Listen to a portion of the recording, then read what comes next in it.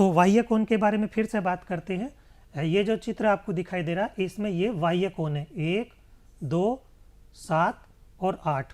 तो ये बाह्य कोण या एक्सटीरियर एंगल कहलाएंगे। कैसे कहलाएंगे? बाह्य कोण या एक्सटीरियर एंगल कहलाएंगे। जब रेखाओं L और M को तिर्यक रेखा N काटती है तो उसके बाह्य क्षेत्र में बने हुए कोण को हम एक्सटीरियर एंगल यानी कि बाह्य कोण कहते हैं। अंतः कोण क्या होता है?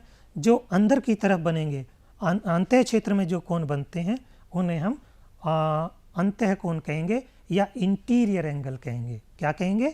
इंटीरियर, अंतः कोण। जैसे यहाँ पे देख रहे हैं ये कोण 3, कोण 4, कोण 5 और कोण 6 किस तरह के कोण हैं? अंतः कोण हैं। किस तरह के हैं? अंतः कोण, इंटीरियर एंगल।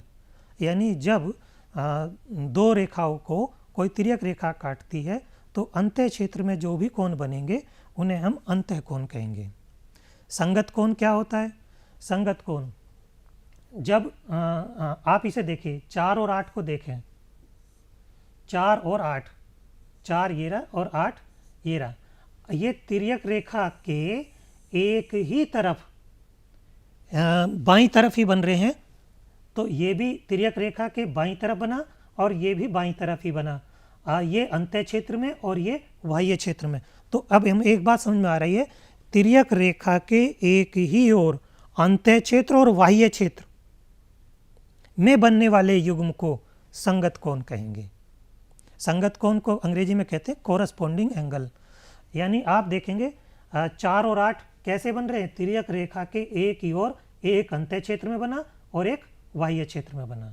तो ये 4, 8 कैसा हो गया? संगत कोण हो गया। 1 और 5 को देखिए, एक तिर्यक रेखा N के एक ही तरफ 1 और 5, 5 अंतः क्षेत्र का कोण और एक बाह्य क्षेत्र का कोण, इन दोनों का जो युग्म कहलाएगा वो संगत कोण कहलाएगा। इसी तरह से 3 और 7 को देख लेते हैं। 3 और 7, 3 और 7 दोनों ही तिर्यक रेखा N के लेफ्ट साइड में है, बाईं तरफ है, और एक अंतः कोण बन रहा है और एक बाह्य कोण। तो अंतः कोण और बाह्य कोण का जो युग्म बनेगा उसे हम संगत कोण कहेंगे। ये तिर्यक रेखा के एक ही ओर बनता है, इसे हम कोरस्पॉन्डिंग एंगल कहते हैं। अब इसमें प्रयास कीजिए, संगत कोणों के कुछ युग्म नीचे दिए गए हैं, अपनी अभ्यास पुस्तिका पर इसे बनाइए और लिखिए। जैसे 1 और 2, 2 रेखाएं हैं, एक ये, इसका नाम L रख देते हैं, इसका M रख देते हैं, और ये तिर्यक रेखा N है। तो तिर्यक रेखा N के एक ही ओर दाईं तरफ, इधर की तरफ ही 2 कोण बन रहे हैं, एक ये बन रहा है और एक ये बन रहा है। तो एक अंतः क्षेत्र का कोण है और ये बाह्य कोण क्षेत्र का कोण है। तो तिर्यक रेखा के एक ही ओर अंतः कोण और बाह्य कोण बनते हो तो उस युग्म को हम कैसा कोण कहेंगे? संगत कोण कहेंगे, कोरस्पॉन्डिंग एंगल कहेंगे। तिर्यक रेखा के एक ही ओर विभिन्न शीर्षों पर बने 2 कोण, जिनमें एक अंतः क्षेत्र में और दूसरा बाह्य क्षेत्र में होता है, संगत कोण कहलाता है। एक आंतर कोण के बारे में बात करते हैं। एक आंतर यानी अंतर आ गया है, एक कोण दूसरी तरफ और दूसरा कोण दूसरी तरफ बनेगा, एक कोण एक तरफ और दूसरा कोण दूसरी तरफ, तो इसे हम एकांतर कोण कहेंगे। रहेंगे दोनों या तो अंतः क्षेत्र में या दोनों ही बाह्य क्षेत्र में। तो यहाँ देखें 2 रेखाएं हैं, एक L है एक M है, और इसको तिर्यक रेखा N प्रतिच्छेदित कर रही है। तो यहाँ हम जोड़ों को देखते हैं, 1 और 3 को देखिए, 1 और 3 क्या देख पा रहे हैं कि तिर्यक रेखा के एक तो दाईं तरफ है एक बाईं तरफ है ना, इसे ही हम एकांतर कहेंगे, और दोनों ही अंतः क्षेत्र के कोण हैं, लेकिन एक बाईं तरफ और एक दाईं तरफ चला जाता है। इसी तरह से 2 और 4 को देख लीजिए, 2 और 4 को, एक दाईं तरफ है और एक बाईं तरफ है। तो प्रत्येक जोड़े के दोनों कोण अंतः क्षेत्र में स्थित हैं, लेकिन तिर्यक रेखा के विपरीत दिशा में है। कैसी दिशा में है? विपरीत, उल्टी दिशा में, एक बाईं तरफ है एक दाईं तरफ है। इन्हें एकांतर कोण या एकांतर अंतः कोण कहते हैं। प्रयास कीजिए इस चित्र में एकांतर कोणों के युग्मों को पहचान कर आपको लिखना है। कोशिश करके देखते हैं। एकांतर कोण युग्म को बताइए।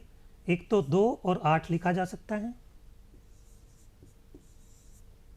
और 3 और 5 लिखा जा सकता है। तो ये एकांतर कोण युग्म हो गए, एकांतर अंत्य कोण युग्म। चलिए इधर देखते हैं इस वाले चित्र में। यहाँ 6 और 4 और इधर 7 और 1, तो ये एकांतर कोण युग्म हो गए हमारे। आओ करके देखते हैं। दिए गए चित्र को देखकर रिक्त स्थानों की पूर्ति अपनी अभ्यास पुस्तिका पे आपको करनी है। कोण 2 और एकांतर कोण है। कोण 2 के साथ में एकांतर कोण कौन सा होगा बताइए। 2 के साथ कोण 8, तो हम यहाँ भर सकते हैं कोण 8। अच्छा, संगत कोण कौन सा होगा 2 का? यहाँ भरना है हमें 2 और संगत कोण है। 2 के साथ संगत कोण क्या होगा? 2 का संगत कोण 6। क्यों? क्योंकि तिर्यक रेखा के एक ही तरफ होना चाहिए और एक अंत्य क्षेत्र में और दूसरा बाह्य क्षेत्र में होना चाहिए। तो कोण 6 को हम संगत कोण कहेंगे। कोण 2 और तिर्यक रेखा के एक ही ओर स्थित अंत्य कोण है, तो एक ही ओर स्थित अंत्य कोण 2 और 5, तो दोनों तिर्यक रेखा के एक ही ओर स्थित अंत्य कोण, तो 2 और 5।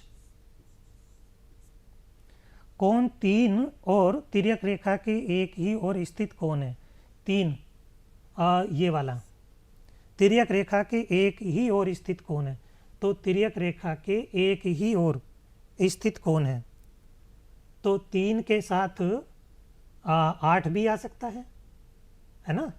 तो 3 के साथ 8 आ सकता है। 3 और 8 तिर्यक रेखा के एक ही ओर स्थित कोण हो सकते हैं।